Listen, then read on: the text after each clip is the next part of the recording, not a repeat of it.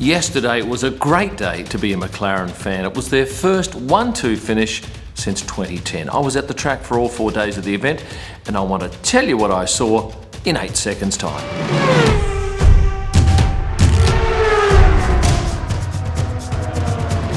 Yesterday's win by Daniel Ricciardo in the Italian GP was his 8th F1 win. I've been there for 4 of them, but yesterday was special. In fact, the last time I heard the Australian national anthem played after an F1 race was back in May of 2018 when he won the Monaco GP. And I'll tell you, yesterday I had a tear in my eye listening to the national anthem. In fact, it was the second time in the day that was played, because earlier in the day in the F2 race, Oscar Piastri won.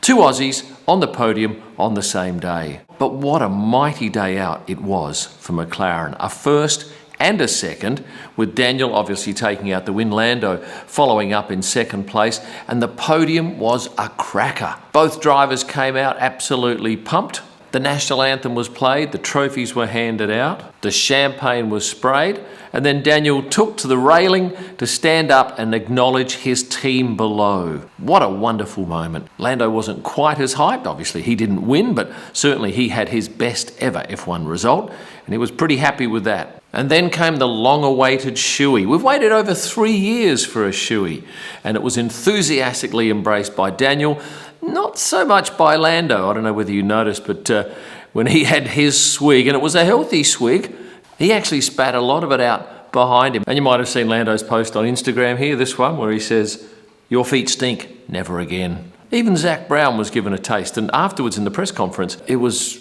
revealed by Valtteri Bottas that he had never been involved in a shoey, and that surprised Daniel. He thought that he'd managed to get Valtteri to take a swig at some point, so he's vowed to do it in the future, but Valtteri says he'll have no part of it. And after the shoey, I love what Daniel did. He came to the front of that stage, which actually sits out over the track. It's the only one on the calendar that has that particular position. And normally there's a million, well, not a million, there's a lot of Tifosi down below with their big flags. And he came to the front, stuck his leg out through the gap in the railing, held up his 2 proud prizes, and I took this particular image, which, had I not have taken that shot of Sebastian Vettel picking up rubbish, this would have been my biggest ever post. And with that done, Lando then had his chance to come to the front, and I was so fortunate that Lando looked directly into my lens. There would have been, I'm guessing, 30 or 40 photographers on the track at that particular point, but I got the eye contact shot, and this is it.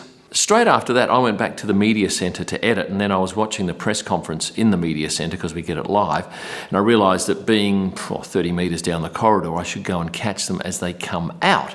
So I did that. Valtteri was pretty relaxed. I got a nice shot of him, and then Daniel came racing across the corridor to spit something in the bin. I don't know what it was. Maybe he was chewing a chewy or something. But here you can very clearly see he is without shoe. He's given his shoes away. One he threw into the crowd, and I think the second one he gave to Zak Brown. So he's come out shoeless. Lando's come out, and I've got a couple of pictures of him. And how would you describe this look? Oh, you be the judge. Anyway, he's gone down the stairs, and then Daniel's followed up. And at some point, I took my camera away from my face and stopped shooting. I said, "Daniel, it was so good to hear our national anthem played." And he stopped, and we had a quick chat, and he walked down a couple of stairs. And then I said to him that I'd actually spoken to his dad, Joe, earlier in the day. And Joe said, "Oh, Kim, give Daniel a hug for me." And I said, "Joe, I'm never going to get anywhere near him. I won't see him today, probably." And so with that said, Daniel came up the 2 stairs and gave me a hug in his champagne-soaked race suit. I'd like to show you a picture of that, but it's very difficult to get a hug and take a photo. The teams also do a celebration shot where everybody gets down in front of their garage in pit lane. Photographer and video take this shot of all the teams celebrating.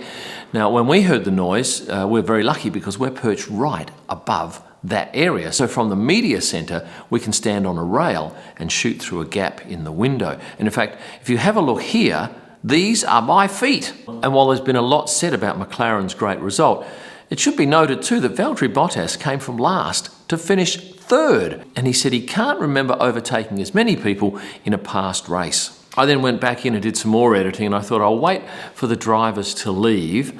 And this was late. I'm thinking about 8:30 p.m. and the race finished just after 5, and Lando did come out with his manager, and it was quite dark, and I was very lucky to get any sort of usable shot, but the shot I got here I absolutely love, and I think it really sums up how he felt at that moment. Then I followed him out to his car, and he was mobbed by autograph and selfie hunters out there. Got in his car and took off, and I pretty much left at the same time.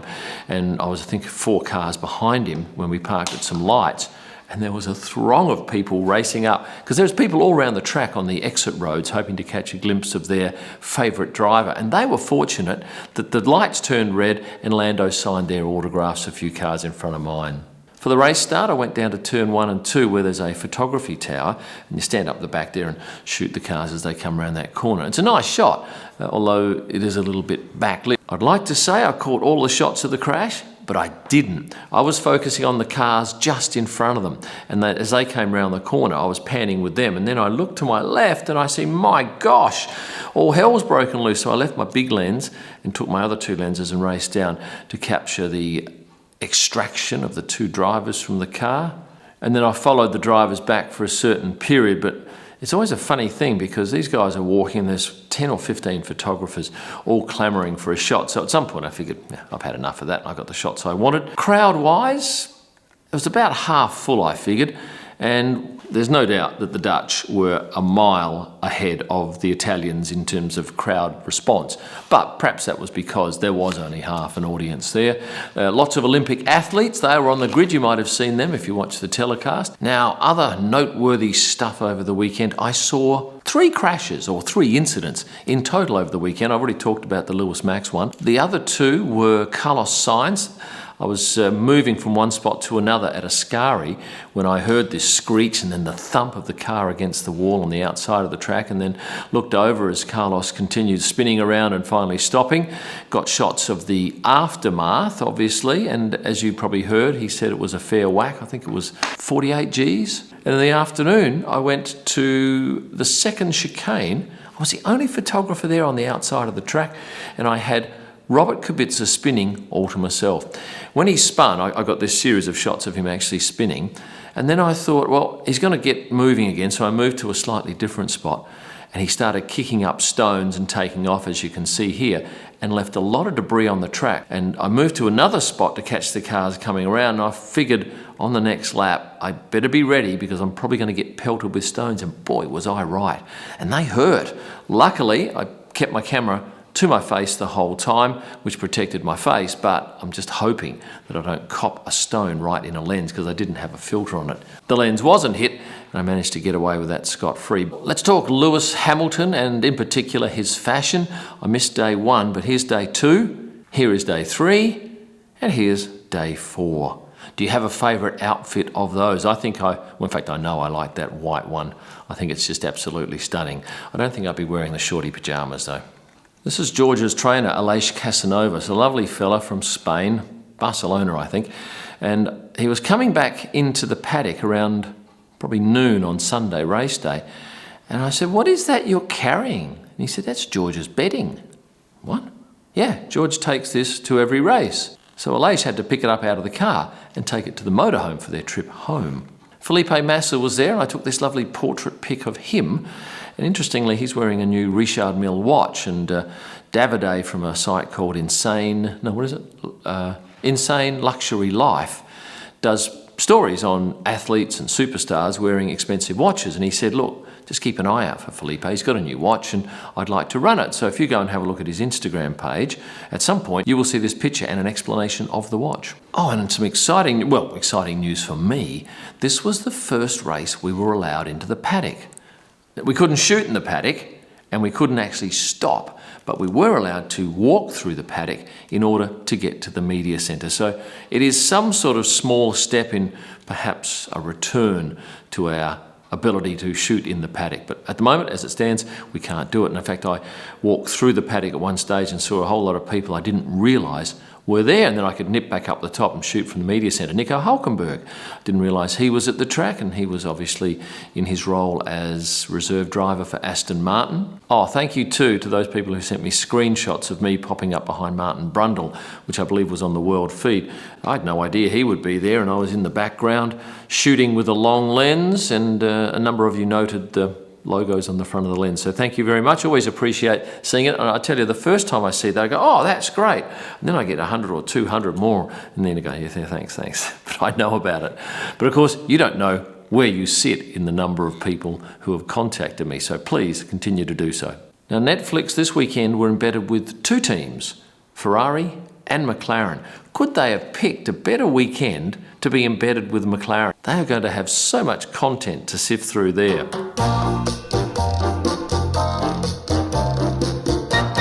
Don't always assume it's cheaper to buy a one-way fare than a return.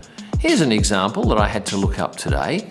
Return, Istanbul to Dallas, close enough to 3,800 Australian dollars. One way, 4,500. So what do? You buy the return and you put the forward date way forward because you may end up having to use it at a later date. And if you don't use it, it just lapses. Race day for the Italian GP of 2021 for me was a great day to be an F1 photographer. So much happened. I was in the right spot at the right time, and that's rarely the case. So I had a good day and I got to experience our Australian national anthem being played and some very happy people who are due, perhaps overdue, some good luck and good fortune. With that said, thanks for watching this video. Please remember to like it. It helps with the algorithm. Be a subscriber, or better still, join as a member by clicking on the join link on a laptop in most countries, and you get a whole lot of extra benefits. And because it was such a mighty weekend for McLaren, I've decided to do a special F1 photo book, and I've called it McLaren 1-2 in Monza, and I'm going to urge you to get online and buy it now while it's hot. All of the best photos of Daniel, Lando, some of the crash pics, a little bit extra, but mostly focusing on McLaren's amazing day out. Get online now to kimillman.com, and we ship to almost anywhere in the world. You'll have it inside 14 days. You'll find all of my digital images available for download at prostarpics.com for editorial and personal use, and for my best pictures live from the track and all during the week, I urge you to get onto Instagram and search at Kim Illman if you haven't done so. Thanks for watching, and stay passionate.